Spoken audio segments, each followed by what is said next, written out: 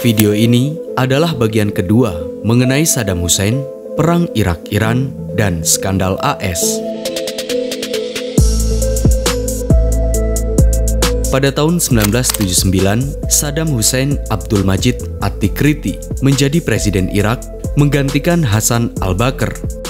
Di waktu yang berdekatan, Sayyid Ruhollah Musafi Khomeini atau Imam Khomeini berhasil menggulingkan pemerintahan Iran yang dipimpin Muhammad Reza Shah Pahlavi. Daily, it has become more difficult to look at the scope of opposition to the Shah of Iran and still see his monarchy surviving. The Ayatollahs are committed to the ouster of the Shah and nothing less than that. Revolusi Iran ini membuat negara-negara di Timur Tengah menyetel alarm waspada, terutama Irak pimpinan Saddam. Bagi Saddam Hussein, revolusi Syiah Iran ini dikhawatirkan akan menyuburkan bibit revolusi Syiah di Irak dan menggulingkan kekuasaannya. Menariknya, situasi ini juga membuat AS khawatir akan pertumbuhan Iran. Pasalnya, jika Iran mempengaruhi negara-negara di Timur Tengah untuk melakukan revolusi, hal ini akan menenggelamkan pengaruh AS dan sekutunya di Timur Tengah, terlebih dalam pengelolaan minyak. Alhasil, AS dan sekutunya dengan cepat melakukan tindakan strategis untuk mendukung segala tindakan dan menjadikan Irak sebagai pemain di Timur Tengah.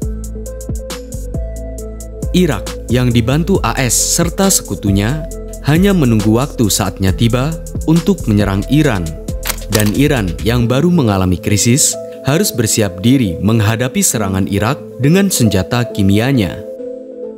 Lantas, apa yang melatar belakangi Perang Irak-Iran? Bagaimana strategi keduanya dalam Perang Teluk ini? Dan bagaimana dampaknya kemudian?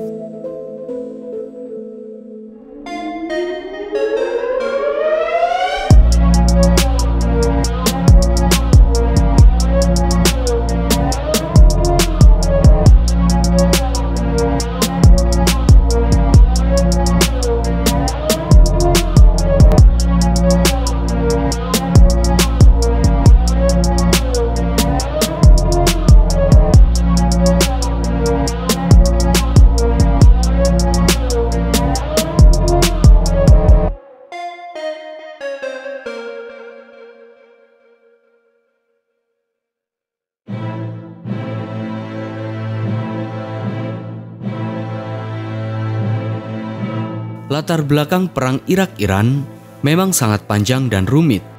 Semua itu dimulai dari kemunculan satu tokoh, yakni Saddam Hussein.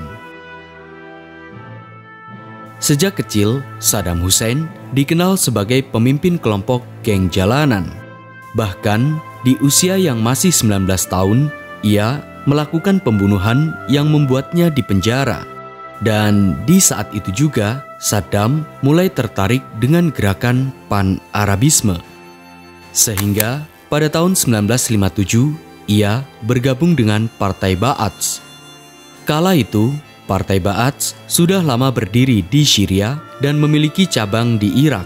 Dan di Irak, Partai Ba'ath menjadi kendaraan Saddam Hussein dalam berbagai manuvernya. Pada tahun 1960, misalnya, Saddam Hussein dan aktivis Partai Ba'ath lainnya melakukan upaya pembunuhan terhadap Presiden Abdul Karim Qasim. Namun, usahanya gagal. Alhasil, Saddam Hussein pun melarikan diri ke Mesir. Dan pada bulan Februari 1963, saat rezim Qasim digulingkan Partai Ba'ath, Saddam Hussein kembali ke Irak dan juga kembali menjadi aktivis Partai Ba'ath. Namun, pada bulan November 1963, Partai Ba'ath berhasil dikudeta kembali oleh Abdul Salam Arif, sehingga beberapa anggota Partai Ba'ath termasuk Saddam Hussein dipenjara. Dari sini, Saddam Hussein bisa belajar bahwa untuk menguasai kekuasaan dan mempertahankannya, ia harus menyingkirkan lawan politiknya dengan cara apapun, meski dengan nyawa sekalipun.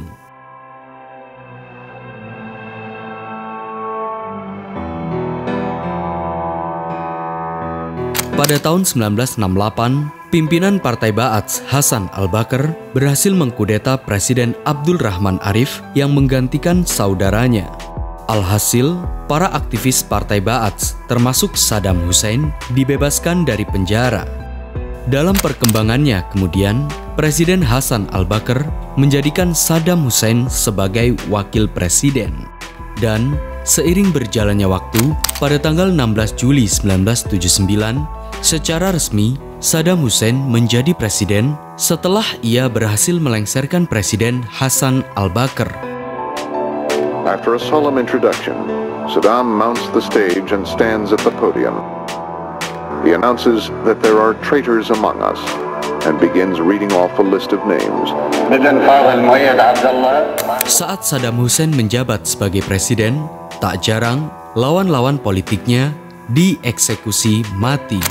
His bodyguards will come, pull this guy from the crowd and take him out.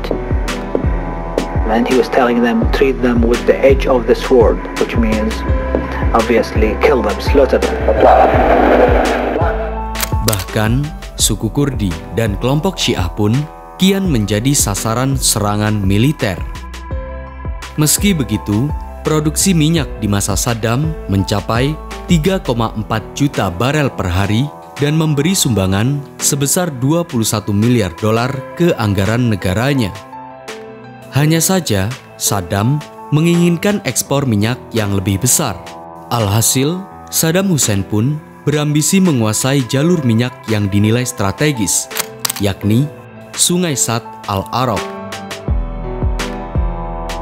Mengenai Sungai Sad Al-Arab yang menghubungkan perbatasan antara Irak dan Iran ini, sebenarnya sudah menjadi milik bersama antara keduanya sejak perjanjian Algiers pada tahun 1975, di mana Irak dan Iran bersepakat untuk membelah pelayaran minyak di Sungai Sad Al-Arab.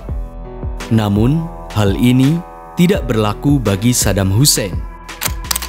Alhasil, secara sepihak, Irak membatalkan perjanjian Algiers dan berencana merebut Sad Al-Arab seluruhnya.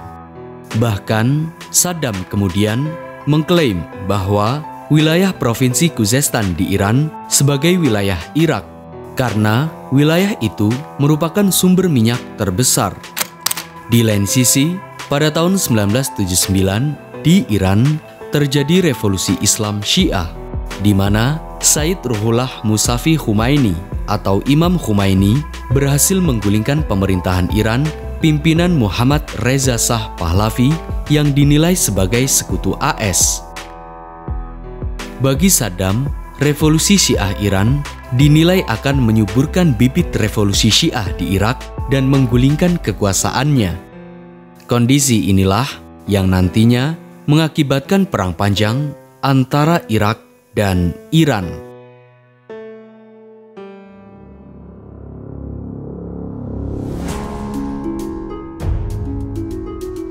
Saddam Hussein dan Ayatullah Khomeini, keduanya memiliki ambisi yang besar, di mana Saddam dengan partai Ba'athnya berambisi menyatukan seluruh Timur Tengah dan Afrika Utara. Sedangkan Khomeini berambisi untuk menyebarkan ajaran Islam Syiah di Timur Tengah dan seluruh dunia. Oleh karenanya, penyebab utama perang Irak-Iran jauh lebih rumit dan panjang, seiring dengan ambisi keduanya. Ironisnya, sengketa perbatasan Sad Al-Arab dan Khuzestan menjadi pemicu perang panjang Irak dan Iran. Dan pada tanggal 22 September 1980, perang pun dimulai.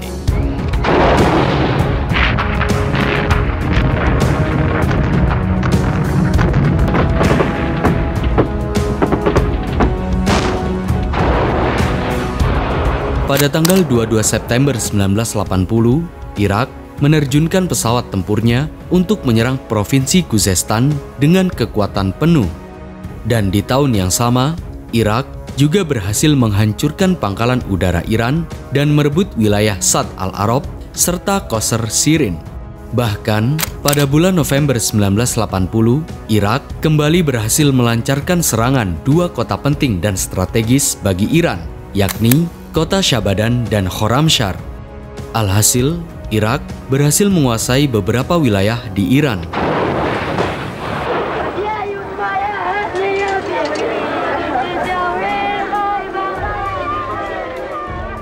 Bagi Irak, ini adalah kemenangan karena Irak berhasil menyerang Iran di saat lemahnya koordinasi Iran dan kesulitan dalam alat utama sistem senjata. Namun, Iran tidak tinggal diam. Khomeini's volunteers headed for the front, their martyrdom symbolized by the red waters of the bizarre Fountain of Blood in Tehran. Dalam perang ini, Irak menggunakan taktik chemical attack atau serangan senjata kimia bantuan AS. Sedangkan Iran yang tidak memiliki alutsista yang memadai menggunakan taktik human wave attack atau serangan gelombang manusia. Bahkan, rakyat Iran berbondong-bondong membentuk laskar militer serta pasukan berani mati dalam garda revolusi demi melawan pasukan Irak, seperti pasukan Pasadan, pasukan Basij, pasukan Quds, dan lain-lain. Just like the First World War, volunteer battalions were raised from particular towns. School friends encouraged to join together like the British PALS regiments. Alhasil, tak lama setelah serangan Irak, di bulan yang sama, Iran mulai melakukan serangan balasan terhadap Irak dengan mengerahkan beberapa jet tempur F-4 Phantom. Bahkan, pada tahun 1981, sekitar 200.000 milisi Iran dan militernya mulai menyerang benteng pertahanan Irak. Memasuki bulan Maret 1982, lewat operasi dengan sandi Operation Undeniable Victory, pasukan revolusi Iran berhasil menembus garis depan pasukan Irak di bagian utara dan selatan Provinsi Khuzestan. Dan pada bulan Mei 1982, Iran berhasil merebut kembali wilayah Khorramshahr. Bahkan, di waktu itu juga, militer Iran berhasil memukul mundur pasukan Irak.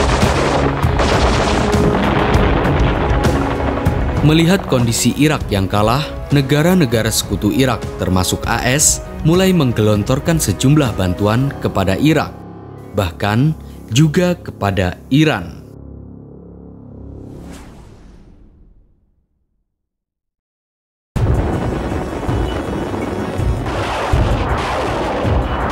Pada bulan Juli 1982, Iran melancarkan serangan ke kota Basra dalam operasi Ramadan. Kala itu, ribuan, bahkan puluhan ribu milisi revolusi Iran melakukan serangan bunuh diri dengan cara berlari melewati ladang ranjau untuk membuka jalan bagi tank-tank Iran. Keberhasilan Iran dalam serangannya terhadap Irak menimbulkan kekhawatiran bagi AS. We have not nor will we capitulate to terrorists. We will, however, get on with advancing the vital interests of our great nation, in spite of terrorists and radicals who seek to sabotage our efforts and immobilize the United States. Kala itu, Presiden AS Ronald Reagan memberi bantuan alutsista, teknologi, intelijen, serta persenjataan gas kimia kepada Irak. Begitu juga Prancis dan Uni Soviet yang memberi bantuan tank dan pesawat tempur. Bahkan, Arab Saudi, Kuwait, dan negara-negara dalam Liga Arab menggelontorkan dana yang besar kepada Irak. Sementara itu, Iran hanya mendapatkan dukungan dari Libya dan Syria. Ironisnya, dalam hal ini, AS juga memberi bantuan kepada Iran secara diam-diam dengan menjual persenjataan. Permainan dua kaki AS ini dikenal dengan skandal Iran Contra.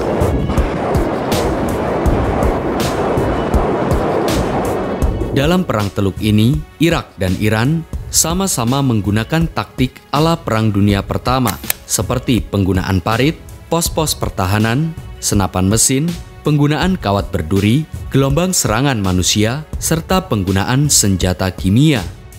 Namun, tak lama kemudian, Irak mulai melebarkan pertempurannya melalui jalur laut. Tujuannya untuk memblokade ekspor minyak Iran hingga mereka mau berunding dengan pihak Irak. Hal inilah yang kemudian membuka babak baru dalam perang tanker yang menargetkan titik penting di lautan, seperti pelabuhan dan kilang minyak milik Iran. Pada tahun 1984 misalnya, Irak menyerang kapal pengangkut minyak Iran. Tak mau kalah, Iran membalas serangan Irak dalam Operasi Fajar, Operasi Khaibar, dan Operasi Badar. Situasi perang tanker semakin parah ketika AS dan Soviet menerjunkan armadanya untuk melancarkan serangan langsung ke kilang minyak milik Iran di Rostam. Bahkan, pada bulan Juli 1988, kapal USS Vincennes milik AS menembak kapal penumpang sipil milik Iran. Serangan itu mengakibatkan seluruh penumpang dan awak kapal tewas. Iran pun tidak tinggal diam. Iran kian mendukung kelompok Kurdi dan Syiah di Irak untuk melakukan revolusi. Oleh karenanya, pada bulan Maret 1988, Irak menghancurkan rakyatnya sendiri di Halabja dengan senjata kimianya. Alhasil, sekitar 5.000 korban jiwa melayang. Devastating barrages by rocket and artillery backed by armored assaults eventually enabled Iraq to break the Iranian stranglehold. With Iran eventually war-weary and on the brink of accepting the United Nations peace call, Iraqi forces once again poured across the border in a last-ditch land grab. Setelah 8 tahun berperang, akhirnya Irak dan Iran mengalami kebuntuan dan tidak jelas siapa yang memenangkan peperangan ini. Alhasil, pada tanggal 20 Agustus 1988, lewat resolusi Dewan Keamanan PBB nomor 598, Perang Irak dan Iran atau yang dikenal sebagai Perang Teluk Pertama secara resmi berakhir.